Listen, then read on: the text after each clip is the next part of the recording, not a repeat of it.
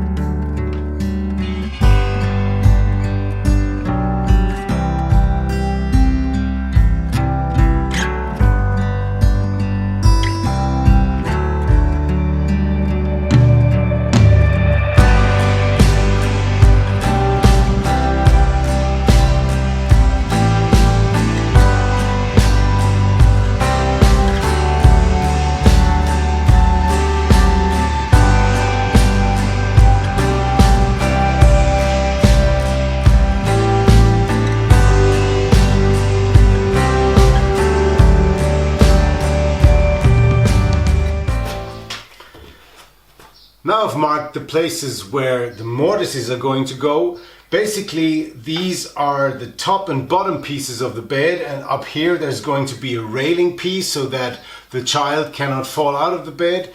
And I'm going to take the router and route these mortises and then use a chisel to make them square. And I'm going to make sure that I stay a bit shy of the pencil line so that they're absolutely not too big, but if they are too small, I'm just going to use a sharp chisel to make them a little bit bigger so that these top and bottom pieces hopefully fit very snugly into these mortises. Let's get to work.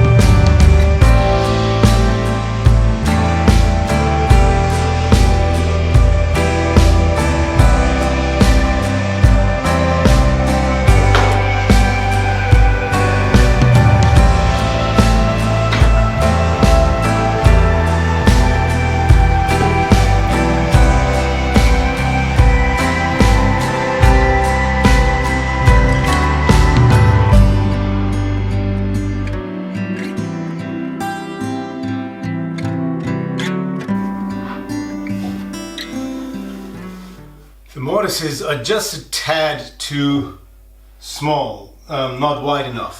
And this is actually a good thing, because that means that the pieces here will fit snugly, and that I just have to remove a little bit of material at the top and bottom to make them really fit tightly. The first thing I'll do though is I'll cut a chamfer with a router on these edges here, so that the whole thing is a little bit smaller at the tip on both sides, and that hopefully that might even be enough to make it slip in just enough so that I can put the pressure on with the clamp, and that might even be enough to get it in. If that's not enough, then I'll use the chisel and just make the mortise here a little bit higher. So let's get to that. Chamfer here, and then I'll do a try and dry fit once again.